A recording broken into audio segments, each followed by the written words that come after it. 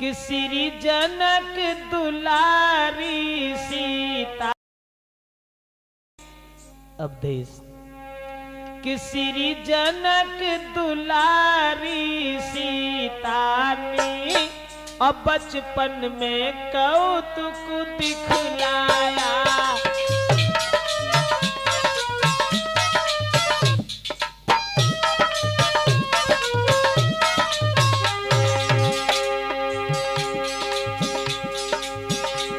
श्री जनक दुलारी सीता ने बचपन में कौतुक दिखलाया। श्री शंकर जी का महाधनुष एक ही हाथ से उठा लिया।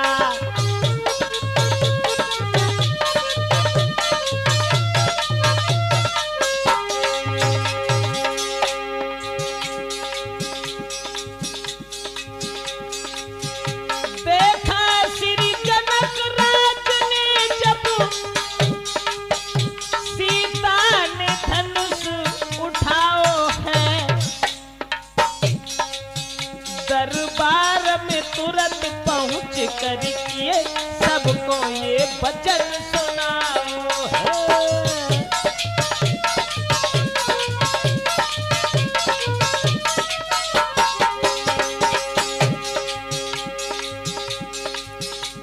सीता जी ने धनुष उठाया। 5 साल 5 महीना 7 दिन की उम्र थी उस दिन। तो जनक ने एक बात सोची, श्री शंकर जी के धनुबा को जो भी वीर यहाँ तोड़ेगा, मेरी बेटी सीता के संग में वो बहादुर रिश्ता जोड़ेगा।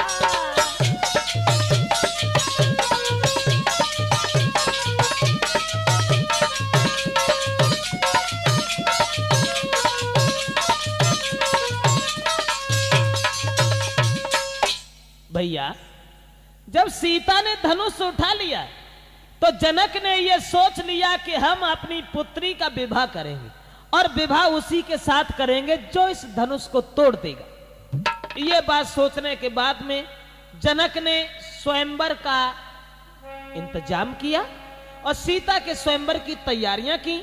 हर जगह पत्र भेजे और पत्र में, खत में, चिट्ठी में एक ही बात सबके लिए लिखी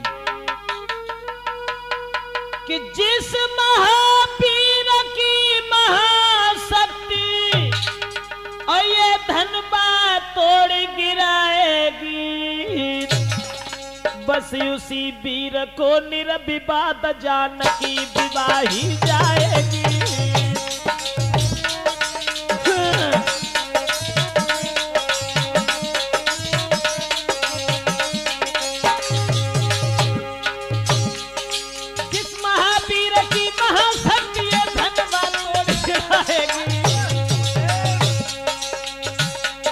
बस उसी वीर को निर्विवाद जानकी विवाही जाएगी।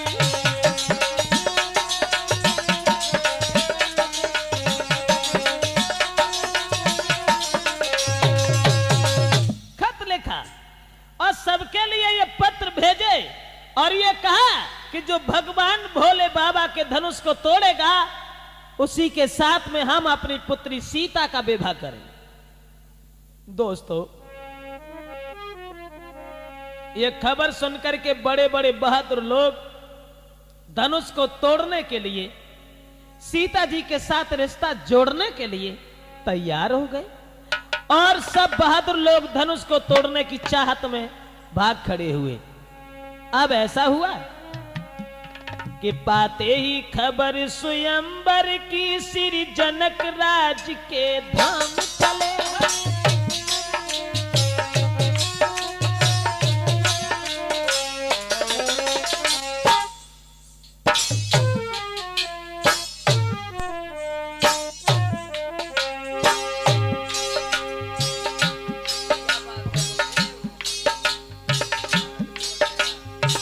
विश्वामित्र ने सुना आजमगढ़ में विश्वामित्र का आश्रम था। और आजमगढ़ में विश्वामित्र ने सुना, कब सुना? क्वार के शुक्ल पक्ष की एकादशी को। हाँ, एकादशी को विश्वामित्र ने सुनी कि सीता का स्वयंवर है। तो विश्वामित्र राम लक्ष्मण को साथ लेकर के पाते ही खबर स्वयंवर की, श्री जनक राज के धाम चले। क्वार शुक्ला द्वादशी को गुरु के संग में श्री राम चले।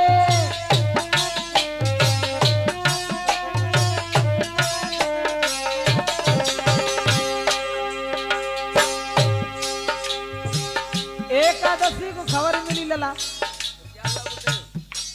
और क्वार के शुक्ल पक्ष की द्वादशी को राम लक्ष्मण को संगलो और विश्वामित्र स्वयंवर देखने के लिए चले। क्वार के शुक्ल पक्ष की द्वादशी को।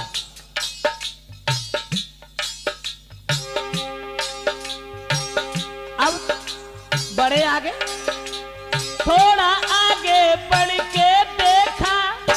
क्या देखा? राम ने देखा। थोड़ा आगे बढ़ के देखा, पीहड़ उजाड़ निर्जन बन है, पशु पक्षी नजर न आते हैं, सावन भी जहां भयानक है।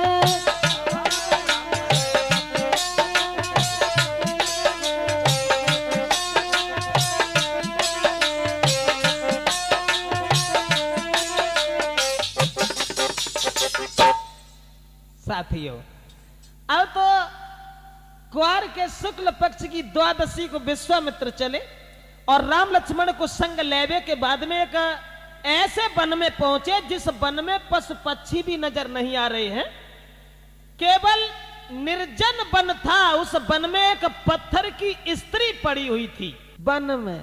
तो पूछा, राम ने पूछा, गुरुदेव ये पत्थर की स्त्री ये क्या है, ये क्या देख रहा हूं मैं?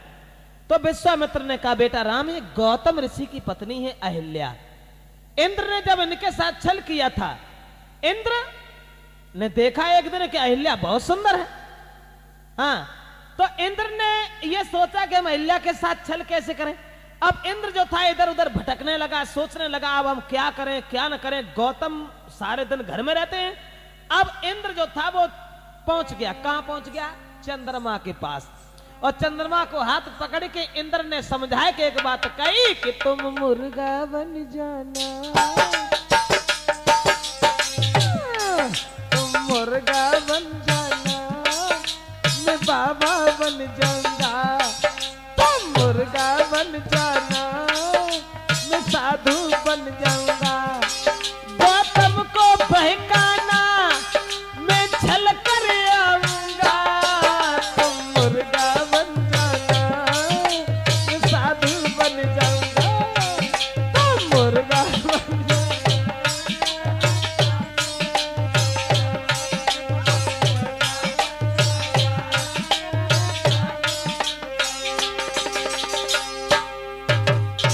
अब देख,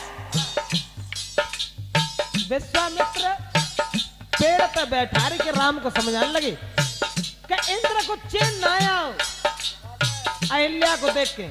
और चंद्रमा को हाथ पकड़ के बोले कि देखो चंद्रमा, थोड़ी मदद करो हमारी।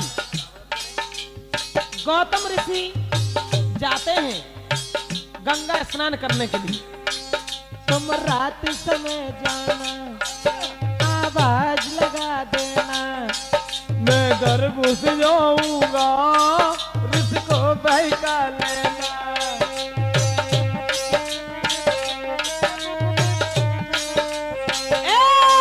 तुम रात समय जाना।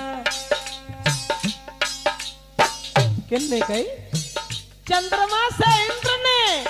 तुम रात समय जाना, ऋषि को बहका देना, बस इतना काम करना, एहसान मेरा करना। और गौतम को बहकाना, मैं घर में घुस जाऊंगा।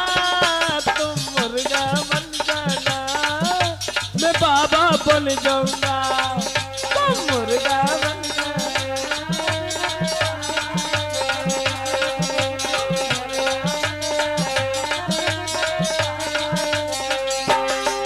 गौतम को बहकाना मैं छल कर आऊंगा तुम मुर्गा बन जाना साधु बन जाऊंगा तुम मुर्गा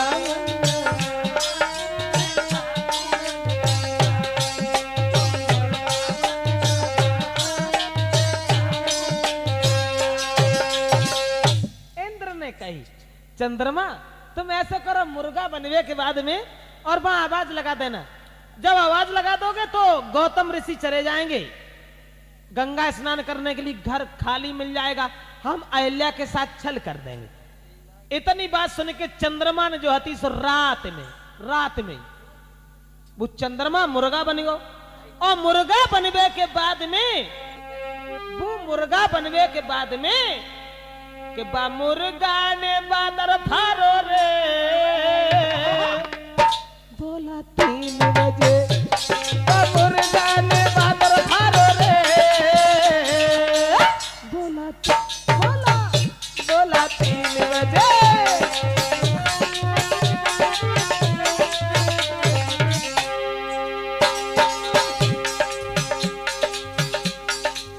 को चंद्रमा मुर्गा बनके और वो रात में पहुंचो। गौतम ऋषि सो रहे थे लेकिन वह चंद्रमा ने मुर्गा ने मादर फारो रे बोला 3 बजे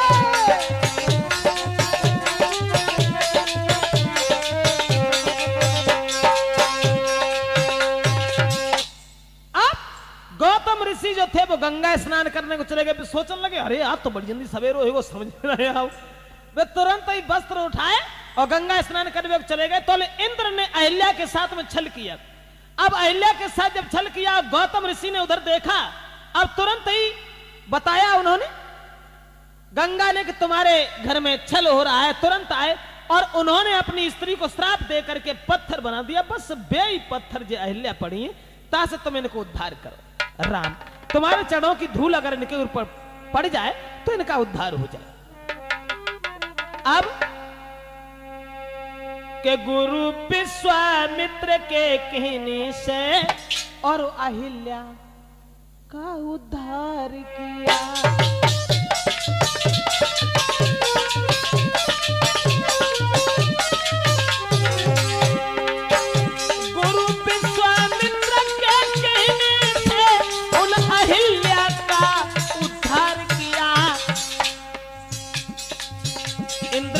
संग जो बेकलंकित थी उन पापों से उन्हें पार किया।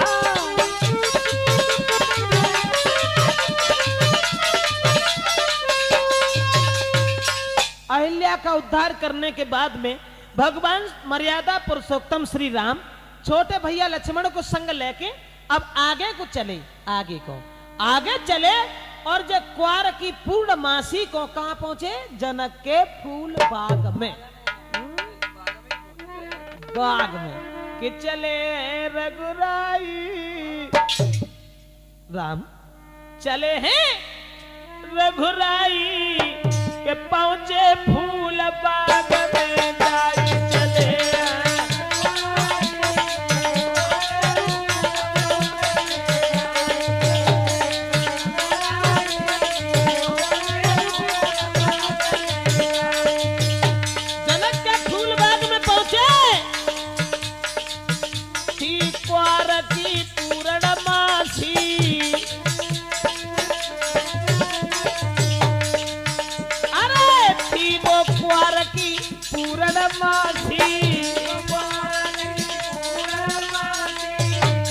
रुके या बदपुर पासी खुशी दिल में छाई पहुंचे फूल बाग में जाई चले पहुंचे फूल बाग में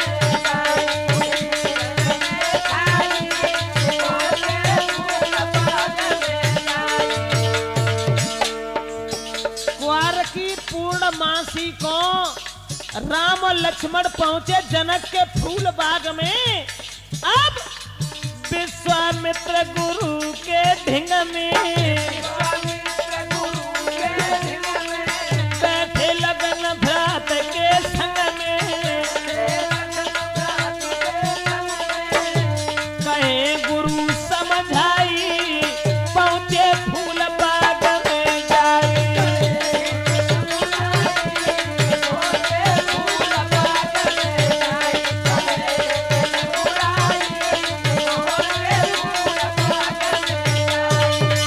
दोस्तों अब फूल बाग में पहुंच गए, और जब फूल बाग में पहुंच गए हैं तो विश्वामित्र ने कहा कि बेटा राम ऐसा करो, आज की रात तो हम यहीं बिताएंगे, सवेरा जब होगा तब जनकपुर में चलेंगे, और जनकपुर में चलने के बाद में तब सीता के स्वयंवर को देखेंगे। ऐसा करो बाग में चले जाओ और फूल ले आओ, पूजा का समय हो गया, चले जाओ बाग में चले जाओ और फूल लेके तुरंत आना मेरे पास। तो अब भगवान श्री राम और शेषा अवतारी लक्ष्मण गुरु विश्वामित्र की आज्ञा पाने के बाद में आज्ञा पाए के श्री राम चले, पहुंचे विदेह फुलबारी में, और रहता था जहां बसंत खड़ा कुंजों की पहरेदारी।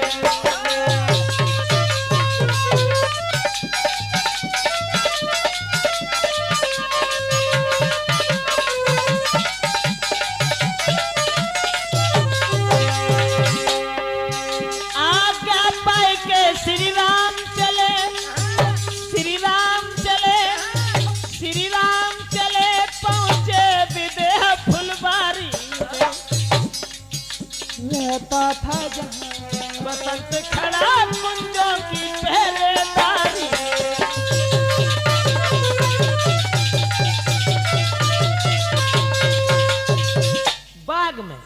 बाग में दोनों भाई पहुंचे, भगवान मर्यादा पुरुषोत्तम श्री राम और शेषा अवतारी लक्ष्मण। जब दोनों भैया वन में पहुंचे तो उस बगीचा में देखते जा रहे हैं कि बड़े सुंदर सुंदर वृक्ष हैं, सुगंधित पुष्प झूल रहे हैं। और बगिया के जब बीच में पहुंचे तब कुछ और देखो लला, तब कहा देखो कि बगिया के बीच में कि चौकोर चारू चौपड़ वाला, बगिया के बीच सरोवर है, उसी सरोवर के समीप श्री गिरजा जी का मंदिर है।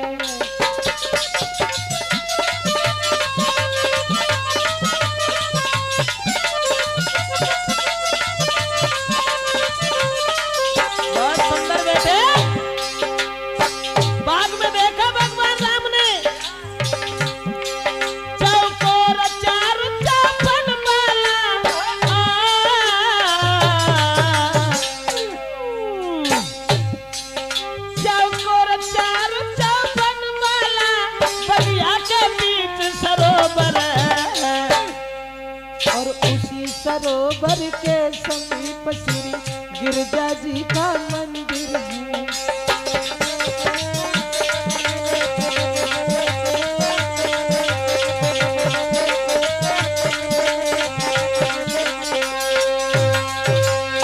भगवान राम ने देखा एक बड़ा सुंदर तालाब है और तालाब के किनारे पर एक गिरजा का मंदिर है। अब उसी मंदिर के पास में दोनों भाई बैठ गए। कौन? भगवान श्री राम और शेषा अवतारी लक्ष्मण। अब दोनों भाई उस मंदिर के पास में बैठ गए, लेकिन उधर सीता जी सहेलियों को संग लेके और 22 दिन और 22 समय पे बाग में पहुंची। अब एक सहेली जो थी सीता जी के पास से बिछड़ी गई। इतले सखियन को संग जानकी, अब देश अरे सखियन को संग जानकी और फूल बाग में आई, और उत बगिया के बीच में बैठे राम लखन।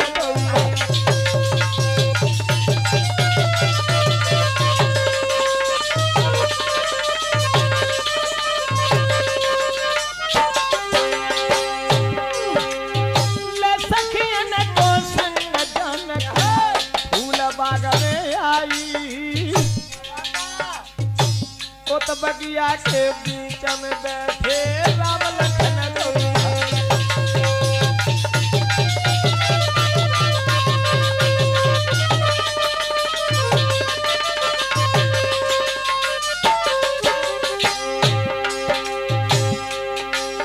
एक चतुर सहेली सीता जी की, एक चतुर सहेली सीता जी की पास राम के आई। देख के सुंदर बदन राम को रह गई नजर जमाई।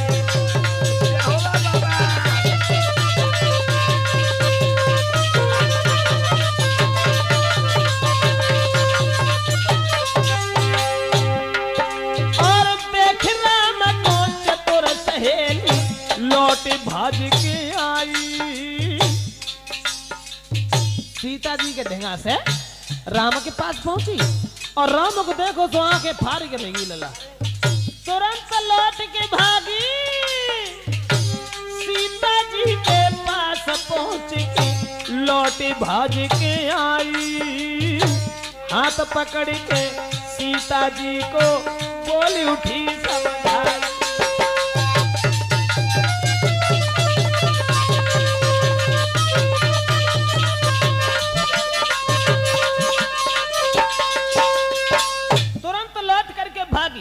और सीता जी के पास पहुंची।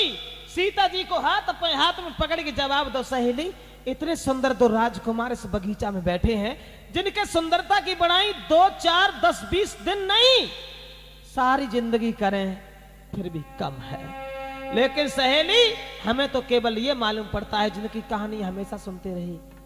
वही भगवान श्री राम के सुना सजनी राम बगिया में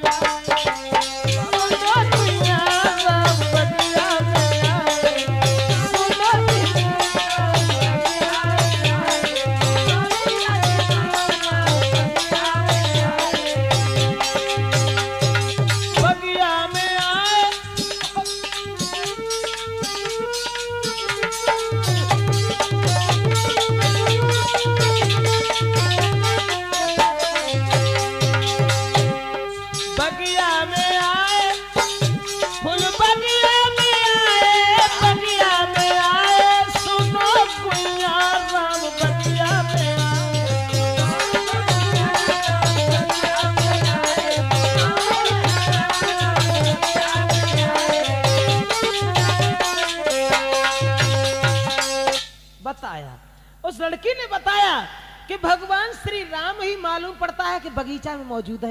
इतनी बात सुनी सोई सीता जी चली जहां भगवान श्री राम मौजूद थे, वहां पहुंची। अब सीता जी सहेलियों के साथ खड़ी हैं और राम शेषा अवतारी लक्ष्मण के साथ बैठे हैं। लेकिन राम की ओर जब सीता ने देखा और सीता की ओर जब प्रभु राम ने देखा तो कवि ने तो कल्पना यहां तक की है कि भगवान श्री राम पड़ गए प्रेम की डोरी में। और चित चोर आप चित चोर भी।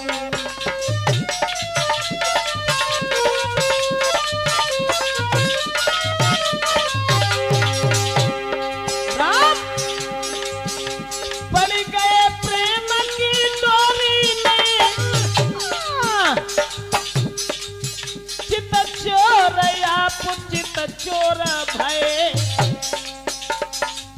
सीता की सूरत जब देखी तो राघव के नैन चकोर भय।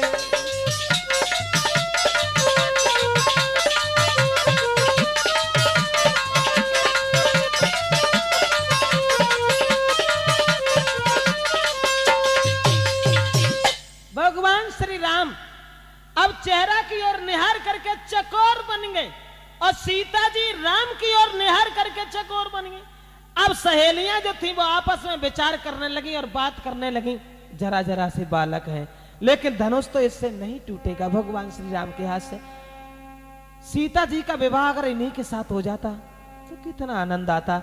लेकिन उधर बताया तुलसीदास ने कि देख राम छबिसिया मात अटकी, मात अटकी।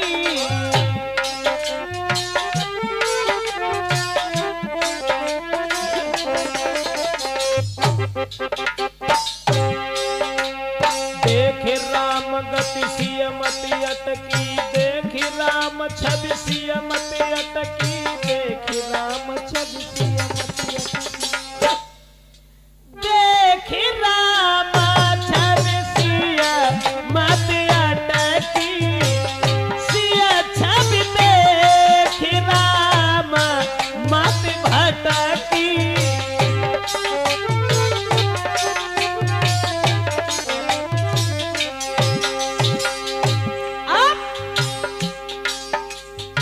सीता जी को देख करके राम भ्रम में पड़ गए और राम को देख करके सीता जी असमंजस में पड़ गई। ऐसा ही नहीं, ओ भाई पार्वती प्रेम भवानी, गूंग स्वाद गति सकई न बानी।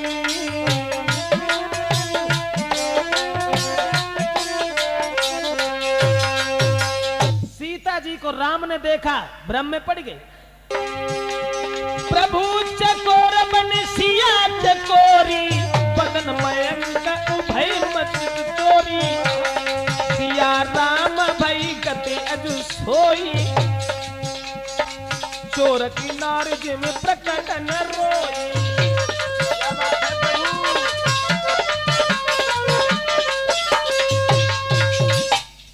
सीता जी मंदिर में पहुंच गई अंदर पूजा करने के लिए, और इधर गुरु विश्वामित्र के पास में भगवान श्री राम और लक्ष्मण लौट करके चले आए।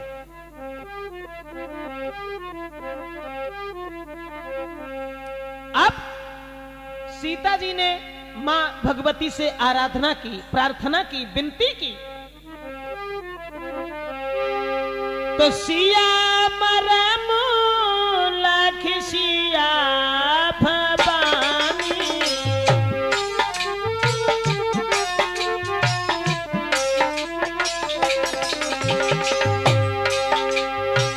सिया मरम लख सखी सयानी, पर बस पुनी मंदिर में आनी।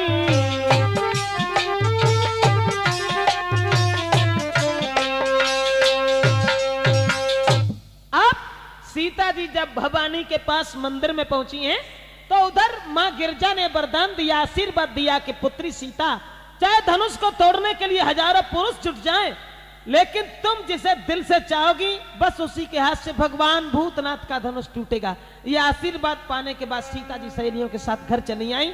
उधर विश्वामित्र के पास में राम और लक्ष्मण बैठे हुए थे, लेकिन जनक को खबर मिली कि भगवान श्री राम यहाँ पर मौजूद हैं, भगवान श्री राम आए हुए हैं। तो उसी समय जनक जो थे प्रभु राम के पास पहुंचे गए, जहां विश्वामित्र के पास बैठे थे। अरे करके बिनती श्री जनक राज, उन्हें लेके संग बुलाई है, लाए संग बुलाई है, नव दुल्हन जैसी जनकपुरी अच्छी तरह से जो सजाई है।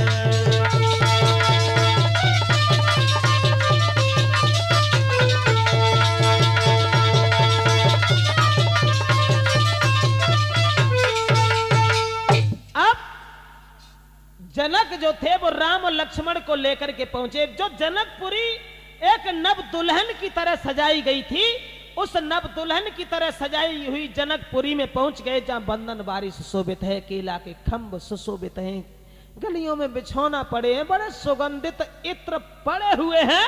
ऐसा ही नहीं, लेकिन सीता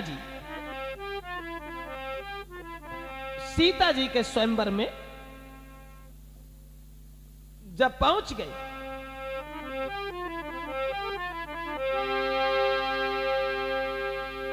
उधर सीता जी चली कहां? रंगभूमि में। रंगभूमि में जब सीता जी जयमाला लेकर के चली, ऋषिदेव तुलसीदास ने ये लिखा कि रंग भूमि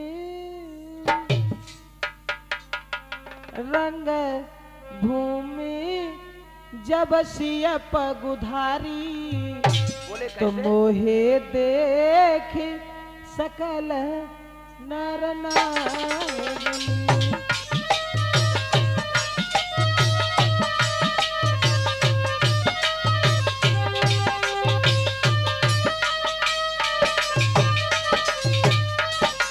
बहुत सुंदर बच्चे।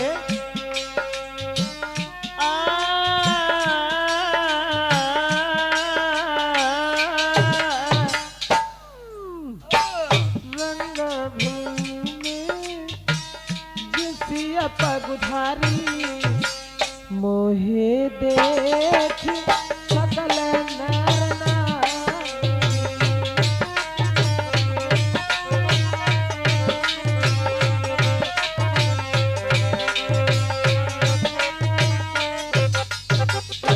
अब तुलसीदास ने तो ये लिखा कि रंग भूमि जब सिय पगुधारी, तो मोहे देख सकल नर नारी। यानी रंग भूमि में जब सीता जी ने कदम रखा तो ये गड़बड़ है गई। समझ में की बात है गुरुजी वहीं बैठे। तुलसी, अब चक्कर ये है ना कि रामायण में हर जगह शंका है। तुलसीदास ने तो ये बताया कि रंग भूमि जब सिय पगुधारी, यानी सीता जी ने जब उस रंग भूमि में कदम रखा तो सीता जी को देख करके कि मोहे देख सकल नर नारी। यही शंका है महाराज। शंका तो केवल जवाब की है ना। जब तुलसीदास ने जगह के सीता जी को देख के स्त्रियां और पुरुष सब मोहित हो गए, और वे तुलसीदास रामायण में एक जगह ये लिख रहे हैं कि मोहे नारी नारी के रूपा, पनगार यही रीति अनुपा।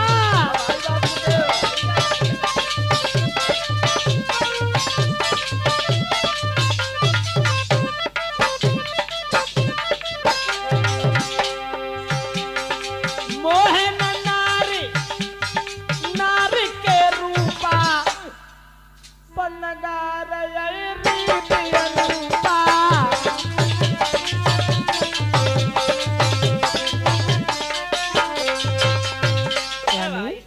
कि मोहे नारी नारी के रूपा, और पन्नगार यही रीति अनुपा। वहीं आ जाइए, तुलसीदास ने ये लिखा कि रंग भूमि जब सिय पगुधारी। पगुधारी पगुधारी भगवान श्री राम का नाम था। बताया तुलसीदास ने कि जब से नारी अहिल्या तारी, तब से नाम पड़ो पगुधारी। भृगु ने छाती में लात जो मारी, तब से कहते रे पगुधारी। इसलिए सीता जी को देख के नहीं, रंग भूमि जब सिय पगुधारी, मोहे देख सकल नर नारी।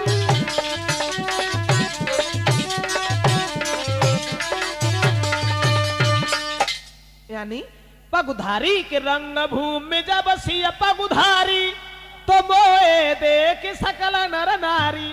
सीता जी को नहीं, पगुधारी पगुधारी भगवान श्री राम का नाम था। अब राम को निहार करके स्त्रियां और पुरुष सब मोहित हो गए। आप आ जाइए आगे।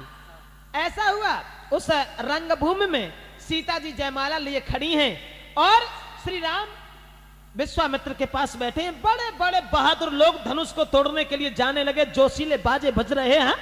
अब धनुष टूटना बहुत बड़ी बात थी। एक तिल भी किसी ने उस धनुष को हिला नहीं पाया। अब तुलसीदास ने फिर एक शंका कर दी। उन्होंने ये लिख डाला कि भूप सहस्त्र दस ए कही बारा,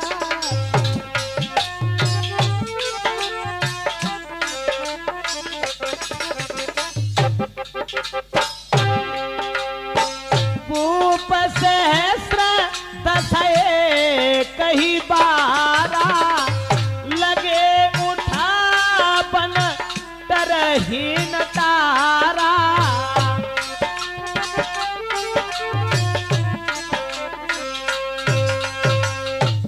तुलसीदास ने ये बताया कि भूप सहस्र दस, एक सहस्र 1000 का होता है। तुलसीदास ने ये लिखा कि भूप सहस्र 10, एक ही 12 और लगे उठा बन तरही नटारा, यानी 10,000 राजा एक ही बार धनुष से चिपट गए। अब धनुष नहीं हिला। अब असमंजस की बात, एक शंका की बात कि 10,000 राजा धनुष से चिपट गए धनुष को तोड़वे के लिए, लेकिन राजेश 10,000 राजन के 20,000 हाथ तो हो ही गए, फिर वो धनुष कितो लंबो हो जो 20,000 हाथ बन गए।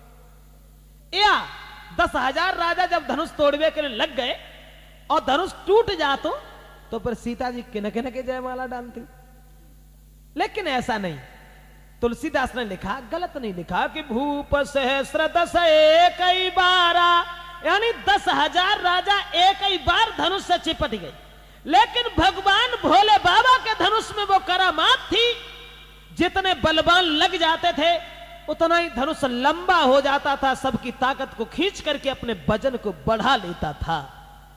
10,000 राजा लग गए, धनुष नहीं हिला, जोशीले बाजे बजना भी मंद पड़ गए।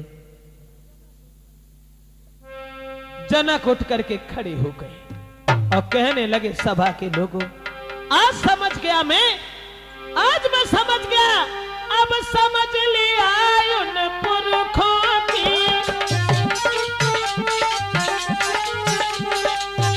अब समझ लिया उन पुरखों की, संतानों में तासीर नहीं।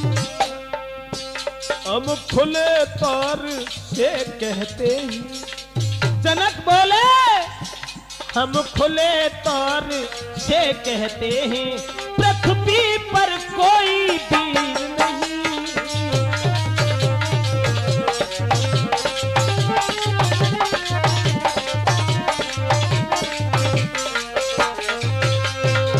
आज पता चल गया।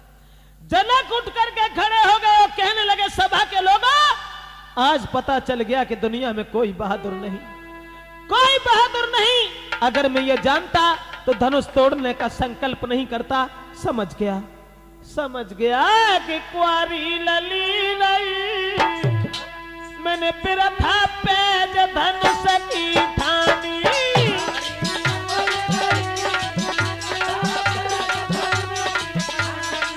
कुंवारी धिया नहीं, प्रथा पेज धनुष की ठानी।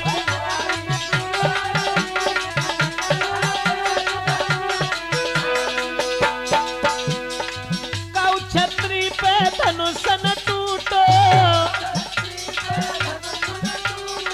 सब बिन भाग लली को फूटो, हमारी हंसी भई मेरा था पेज धनुष की ठानी।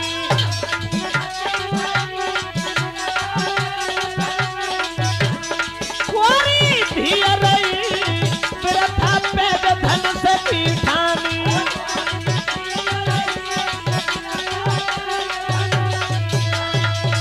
महाराज जनक कहने लगे अब हम समझ गए कि दुनिया में कोई बहादुर नहीं, कोई पहलवान नहीं।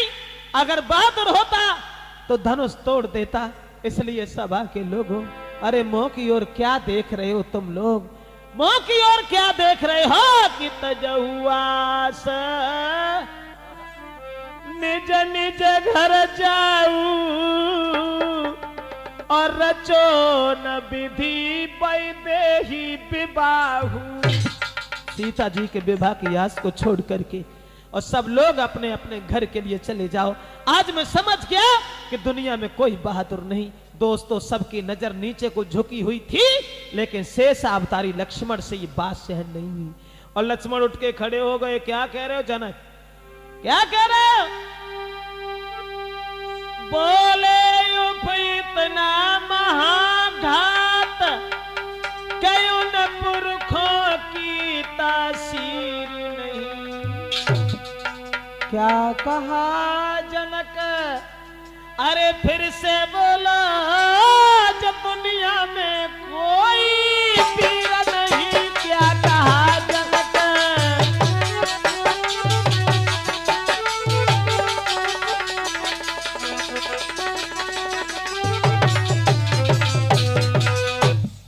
लक्ष्मण खड़े हो गए और कहने लगे जनक क्या कह रहे हो कि दुनिया में कोई बहादुर नहीं। अरे ये धनुष धनुष धनुष तो बहुत छोटी बात है। जनक यदि आज्ञा जो गुरु की पाई जाऊं, ब्रह्मांड के यदि हिलाई डाले, कहो सूरज चांद को निकल जाए और यम को खाक मिलाई डाले।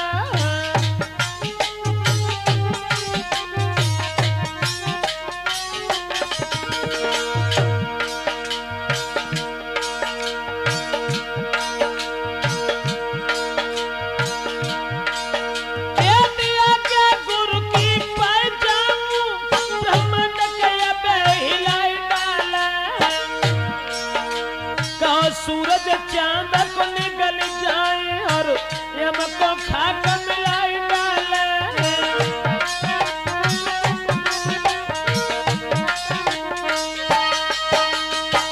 लक्ष्मण खड़े हो गए और कहने लगे जनक क्या कह रहे हो, धनुष तो बहुत छोटी बात है। अगर गुरु विश्वामित्र का आदेश हमें मिल जाए तो सारे ब्रह्मांड को गेंद की तरह से उछाल दूं। दोस्तों जो ये वचन सुने सबकी नजर लक्ष्मण के चेहरा पर जम गई कि जरा सा लड़का और इतनी लंबी बात। अब यहां पर भी शंका है, क्या लक्ष्मण सीता जी के साथ शादी करना चाहती थी? ऐसा ही कुछ होएगा। बात एक और थी, लक्ष्मण सीता के साथ शादी तो नहीं करना चाहते थे। उसमें कारण सिर्फ यह था कि सूरवीर मर सकता है लेकिन कभी इस तरीका की बात नहीं सुन सकता, इसलिए लक्ष्मण को बोलने में विवश होना पड़ा। लक्ष्मण सीता के साथ शादी नहीं करना चाहते थे। तो गुस्सा में कह गए। हाँ, तो विश्वामित्र कहने लगे बैठो लखन खामोश, ये काम तुम्हारा है नहीं, व्यर्थ बढ़ाते जोश। विश्वामित्र ने लक्ष्मण को बैठा दिया और विश्वामित्र ने भगवान श्री राम से संकेत किया कि राम धनुष तोड़ो, जनक के संताप को दूर करो। उसी समय राम चले। जब राम की उम्र 14 साल 6 महीना 5 दिन की थी, अब 14.5 साल की उम्र में और भगवान श्री राम धनुष को तोड़वे के लिए चले। अब बड़े बड़े बहादुर लोगों ने देखो तो हंसन लगे कि चिड़िया चली पहाड़ उठाए, देखो देखो ये धनुष उठाती। ऐसे ही हो तो। लेकिन राम की ओर निहार करके सीता जी बड़ी परेशान है, सोच रही है कि इतने बलवानों से धनुष नहीं टूटा तो भला प्रभु राम के हाथ से कैसे धनुष टूट जाएगा। लेकिन राम बढ़त चले गए और एक हाथ से उन्होंने धनुष को उठा लिया। कब? लगत कार्तिक परिवा के दिन। हाँ, अच्छा। और परिवा वाले दिन जब धनुष उठा लिया, लेकिन वो धनुष फिर पता नहीं कब झुका धनुष या बाजिए कयाई कानूनी।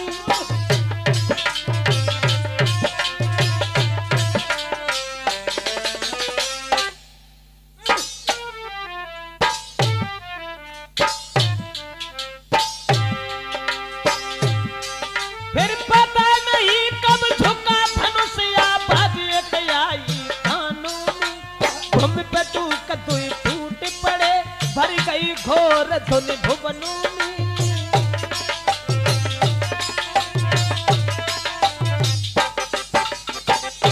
अब लगत कार्तिक परिवा वाले दिन भगवान श्री राम ने धनुष तोड़ दिया और धनुष जैसे टूटो सब लोग जो थे राम के चेहरा की ओर चकोर बन गए, टकटकी लगा के निहारते रहे।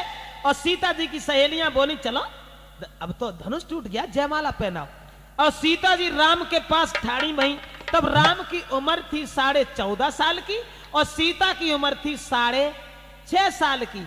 अब राम की गर्दन तक ना पहुंच पाई, ओचक के रह जाती हैं। तो सीता जी की सहेलियां राम से बोली कि झुकी जाइयो लला रघुवीर, लली मेरी बारी है, झुकी जाइयो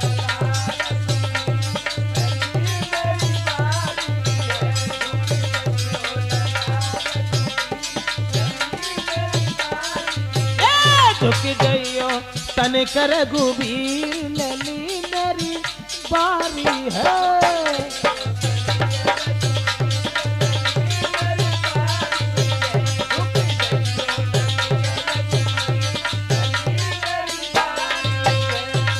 राम ना झुके ठाड़े रहे मन में सोची चलो झुके जा तो कौन सी बड़ी बात है। और झुकवे को तैयार भाई सोई लक्ष्मण ने पीछे से कही कि भैया ससुराल में और सौ भौजाई के सामने पहली बार झुक गए तो पूरी जिंदगी ऐसे ही झुके रहे तो सीधे ठाड़े रहो। अब राम ना झुके तो जनकपुरी की सब सखियन ने लक्ष्मण से विनती करी तुम ही कोई उपाय सोचो। तो लक्ष्मण बोले हाँ हम तो धनुष की तोड़वे के बाद में जयमाला जरूर पहनवाई दी, ऐसी कौन सी बड़ी बात है। अब राम के पैर छुए लक्ष्मण ने झुक करके, और राम ने झुक करके लक्ष्मण के सर पे हाथ रखा। सीता को मौका मिल गया, उन्होंने जयमाला डाल दी और तुरंत सीता जी जो होती सो घर को चली गई। ये एक दूत अयोध्या के लिए भेजो गो, वो कार्तिक की चौथ को अयोध्या में पहुंचो और खबर सुनाई। तो दशरथ बड़े खुश भये और पांचे को बरात सजाई। अब पांचे को बरात लेके चले। अब कार्तिक के महीना के कृष्ण पक्ष की 13 को बरात पहुंची कहां? जनकपुर में। और हुन जाए के लला ऋषि देव बरात भगवान श्री राम की 39 दिन रुकी। 39 दिन, बहुत दिन रुकी समझो। अब 39 दिन बरात हुन रही। बाके बाद अगेन के शुक्ल पक्ष की 5 को राम का विवाह हुआ सीता के साथ में। और राम का ही विवाह नहीं, लक्ष्मण का उर्मिला के साथ हुआ, भरत का मांडवी के साथ हुआ, शत्रुघ्न का श्रुतकीर्ति के साथ हुआ। चारों भाइयों का विवाह हुआ। और शादी हुए के बाद 35 दिन बरात फिर हुई रही। उतत पूस दशमी को बरात जो हती से लौटवे को तैयार भाई। अब हुए दशमी को बरात लौटवे को तैयार भाई। कार्तिक में गई, उतत पूस दशमी को लौटवे को तैयार भाई। तो नवमी के दिन जब भोजन करवे के लिए बैठारे गए लोग बाग, तो जनकपुरी की लड़कियां बोली चलो आज गारी गाने कल बरात चली जाए। अब वे गारी गान लगी ठाड़ी मई। तो राम ने लक्ष्मण से एक बात कही, देखो लक्ष्मण तुम्हारी एक आदत बहुत गलत है, तुम बीच में बोलने लगा तो ये ससुराल है, जो कोई जैसी कछु कहे सुनता रहियो बोलियो ना।